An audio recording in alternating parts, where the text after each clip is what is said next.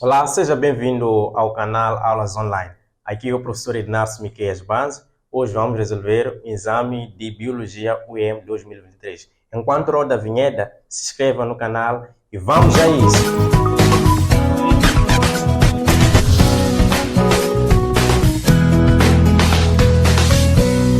Vamos agora ao exercício número 1. Assim diz o exercício. Os ossos são responsáveis, além da sustentação do corpo, pela produção de células sanguíneas, proteção de órgãos vitais e armazenamento de sais minerais. Aqui vem a pergunta. Esses órgãos são formados por tecidos ósseos. Um tecido classificado como... Então, o que querem nesse exercício é a classificação do tecido ósseo. O tecido ósseo, na verdade, ele classifica-se como tecido conjuntivo. O tecido conjuntivo, ele classifica-se como tecido conjuntivo adiposo, tecido conjuntivo ósseo, né, o que aparece no exercício, tecido conjuntivo cartilaginoso, ok? E o tecido conjuntivo sanguíneo, aquele que vai formar, na verdade, as células sanguíneas. O tecido conjuntivo adiposo é aquele que contém as células adiposas, aquelas que têm a função de armazenar as gorduras. O tecido conjuntivo ósseo é aquele que vai formar o tecido ósseo nos nossos ossos, né? Nós vamos encontrar nos nossos ossos o tecido ósseo. E o tecido cartilaginoso é aquele que forma as cartilagens. Por exemplo, a nossa orelha não tem osso, a nossa orelha tem cartilagens, né? E, por fim, nós temos aqui o tecido sanguíneo que tem as células sanguíneas. A hemoglobina é uma célula sanguínea que faz parte do globo vermelho. Portanto, vamos agora para o próximo exercício. Você deve entender que a alternativa correta é a alternativa C. Vamos continuar com o exercício número 2, né? Ainda estamos na histologia animal. Neste exame 2023 da UEM, conseguimos observar que avaliou-se um conteúdo diferente dos outros exames. Nós não tínhamos histologia animal nos outros exames, mas nesse exame de Biologia UEM 2023 nós tivemos uma novidade. Vamos agora para o número 2. Sabemos que o tecido muscular é classificado em 3 tipos. Tecido muscular estriado cardíaco e tecido muscular estriado esquelético. E tecido muscular não estriado, ou seja, liso. E agora vamos para essa parte grifada. Conforme a informação acima, a alternativa que indica o tipo de músculo relacionado com a nossa locomoção corretamente né? Nós queremos o tipo de músculo relacionado com a nossa locomoção. Então, nós podemos observar aqui nas alternativas, né? Nós temos estriado cardíaco. O estriado cardíaco significa que é o tecido muscular que forma o nosso coração, né? O músculo do nosso coração, neste caso, é o miocárdio, o músculo do nosso coração. Temos aqui estriado esquelético, quer dizer que é o músculo que vai formar o nosso esqueleto. E essa é a alternativa correta, né?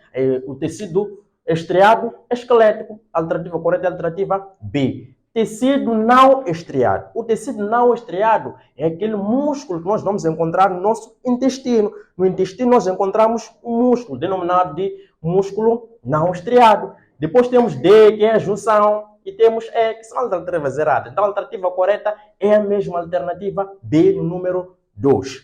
E agora vamos para o exercício número 3, relacionado com a bioenergética. Assim diz o exercício. Analise as alternativas e marque aquela que indica corretamente a expressão utilizada para designar a energia mínima e necessária ao funcionamento do nosso corpo em repouso. Portanto, nós temos essas alternativas. Temos o catabolismo. O que seria o catabolismo? Catabolismo é o processo pelo qual as moléculas maiores são transformadas em moléculas menores. Por exemplo, se tu tens uma proteína, se você transforma a proteína em aminoácido, você tem aí um processo catabólico, ok? Aminoácido. Você tem um processo catabólico. A quebra de uma proteína sendo transformada em um aminoácido seria um processo catabólico. E depois temos aqui na alternativa B, o anabolismo. O anabolismo já é ao contrário do catabolismo. É a formação da molécula maior a partir de uma molécula menor. Ou seja, a partir da ligação de 2 aminoácidos, podemos nós, um outro aminoácido do lado, podemos nós formar o quê? A proteína. Então, conjunto de aminoácidos vão se ligar e vão formar a proteína.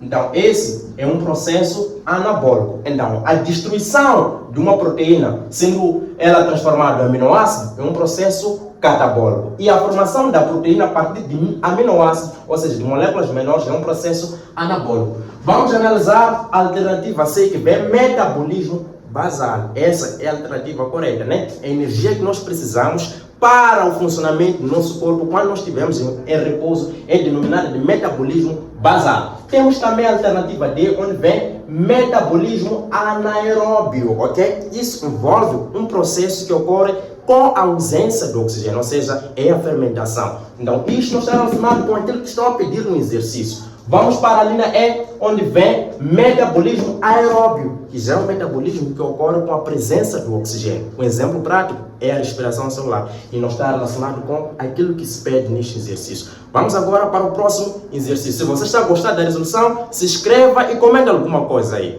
E agora vamos para o exercício número 4, relacionado com o sistema nervoso. Assim diz o exercício número 4.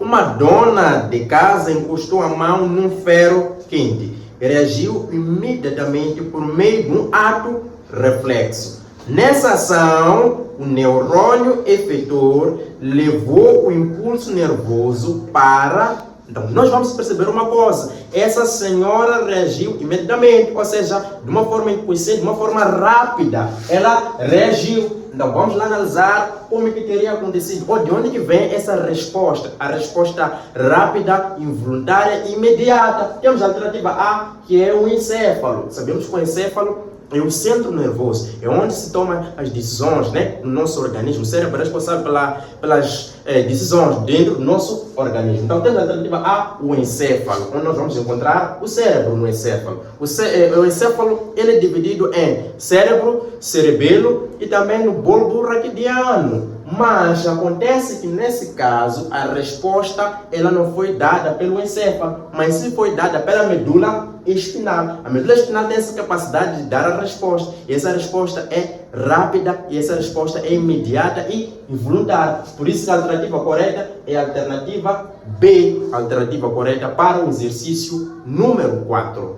E vamos para o exercício número 5 agora, relacionado com o sistema endócrino, com os hormônios, né?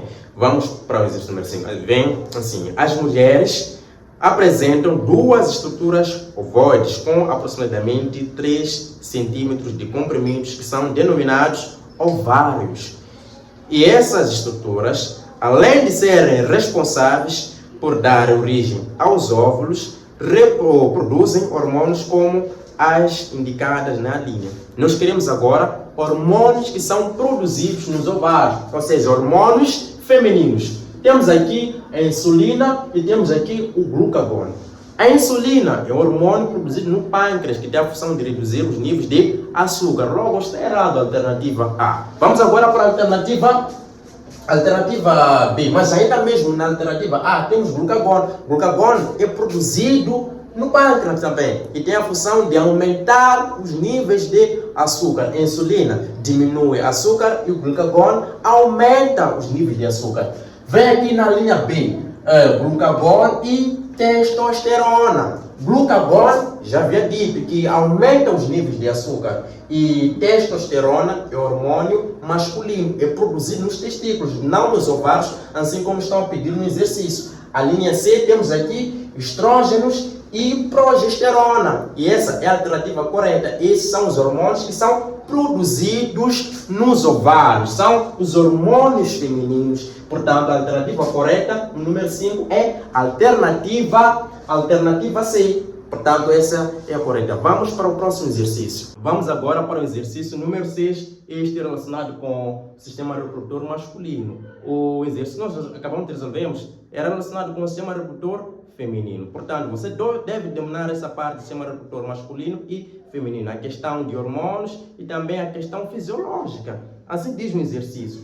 Associe as estruturas abaixo relacionadas com a função realizada por cada uma, ok? Nós devemos fazer uma certa correspondência associada. Você tem túbulo seminífero, então você deve vir associar a esses espaços aqui que nós temos. Portanto, vamos lá olhar aqui, local de produção de espermatozoides. Onde que seria? Qual é o local onde se produzem os espermatozoides. E acontece que o local é este, são os túbulos seminíferos, onde os espermatozoides são produzidos. Então, logo nós vamos colocar nessa parte, vamos colocar o quê? O 1, nessa parte aqui, né? E vamos agora para esta parte, local de armazenamento de espermatozoides, onde os espermatozoides são armazenados após eles serem produzidos. Eles são armazenados nos epidídimos. Então vamos colocar 2 e vamos para essa parte, a terceira questão. Local de produção do hormônio sexual masculino. Mas antes de tudo, qual é esse hormônio? Qual é o nome desse hormônio? Porque pode vir a pedir o hormônio masculino nos próximos exames. E esse hormônio é chamado de testosterona. É o hormônio sexual masculino. Portanto, o local é este aqui, é o 3, células intersticiais do testículo. Então vamos ter 3 e ficamos com local de produção dos hormônios gonadotróficos, ok? E esse espaço é a hipófise, então vai ficar com 4. Assim temos 1, 2, 3, 4, sendo a alternativa correta, a alternativa A. É um exercício muito interessante que acabamos de fazer agora. Portanto, vamos lá para o próximo exercício. E agora vamos para o exercício número 7. Esse exercício está relacionado com a citologia. Sabemos que a citologia é o ramo da biologia que estuda as células. Assim diz o exercício. O termo célula é atualmente bastante difundido. Entretanto, sabemos que ele não é adequado. A palavra célula significa pequena célula e foi utilizada por o pesquisador que primeiro visualizou essas estruturas, analisou apenas paredes celulares, de células mortas de cortiça, ou seja, células vazias. Marque a alternativa que indica o nome do primeiro pesquisador a utilizar o termo em questão, ou seja, quem foi o primeiro cientista a utilizar o termo célula. Temos aqui Charles Darwin. Quem foi Charles Darwin? Ele é o pai da evolução, é o evolucionista Charles Darwin. Portanto, ele não é. Temos a alternativa B, Antoine van Leeuwenhoek. O Antoine van Leeuwenhoek, ele é o pai da microbiologia. Ele que foi o primeiro cientista a usar o microscópio para fins científicos, né? Ele é o pai da microbiologia. Portanto, ele não descobriu a célula, ele descobriu o espermatozoide contido no sêmen e outras estruturas que ele foi descobrindo. Portanto, ele não é. Temos aqui a alternativa C, Matthias Jacob e Sladen, né? Matthias Jacob Sladen. Ele é um dos cientistas que formulou a teoria solar, portanto não é ele. Temos aqui a alternativa D, Theodor Schwann. Theodor Schwann e Matthias Jacob Sladen formularam a teoria solar. E é importante você saber o que diz a teoria solar, ou seja, os postulados da teoria solar.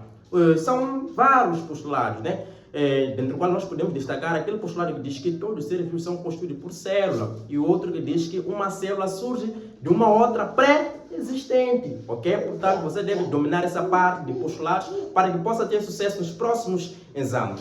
Continuando, nós temos aqui o Robert Hooke. Sim, foi ele que descobriu a célula, foi ele que foi o primeiro a utilizar o termo célula, né, para designar pequenas cavidades ou pequenos compartimentos. Portanto, a alternativa correta é a alternativa E. E agora vamos para o exercício número 8, relacionado com a botânica, o estudo das plantas. Logo vamos tratar coisas relacionadas com as plantas. Assim diz o exercício.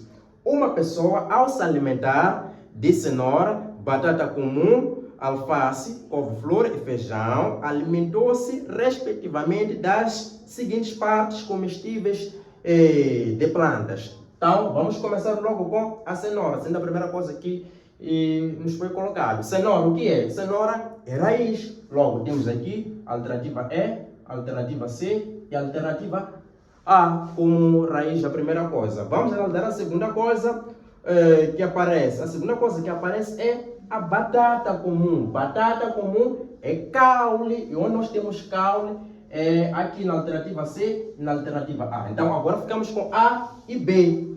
Então vamos analisar agora a terceira coisa, que é a alface. Alface é uma folha. Alface é uma folha. Logo aqui aparece flor, a terceira coisa. Logo está errado. Alface não é flor, é folha. Então ficamos aqui com a alternativa A. E vem couve-flor. Couve-flor é o quê? É uma flor. E depois temos feijão. E feijão é semente. Logo, a alternativa correta é a alternativa A para o número 8. E agora vamos para o exercício número 9. Esse exercício relacionado um pouco com a fotossíntese. Vamos lá ver isso. A maior parte da massa orgânica de uma árvore provém, nós queremos saber de onde que vem a maior parte da massa orgânica de uma planta. Você deve conhecer em primeiro lugar a equação da fotossíntese. E a equação da fotossíntese é esta. Tu tens dióxido de carbono mais a água para formar o quê? A molécula da glicose, ok? Tu forma a molécula da glicose e o oxigênio. E acertando a equação, ficamos mais ou menos com isto. Essa é a equação da fotossíntese. E conseguimos observar que a parte orgânica vem da parte inorgânica. Então, essa é a resposta. Qual é a parte inorgânica? É dióxido de carbono. O dióxido de carbono, ele que vai produzir a parte orgânica. E a água produz o quê? Produz o oxigênio. Então, a resposta seria gás carbônico do ar. A alternativa correta seria a alternativa B, gás carbônico do ar. E agora vamos para o exercício número 10 relacionado com a alternância de geração verificada nas plantas e em algumas algas. Vamos ao exercício número 10, assim diz o exercício. A alternância de gerações ou ciclo haplôntico-diplôntico, isto é, uma geração haploide que produz gâmetas, neste caso é a geração gametófita, e uma geração diploide que produz esporos, ou seja, a geração esporófita. Ocorre?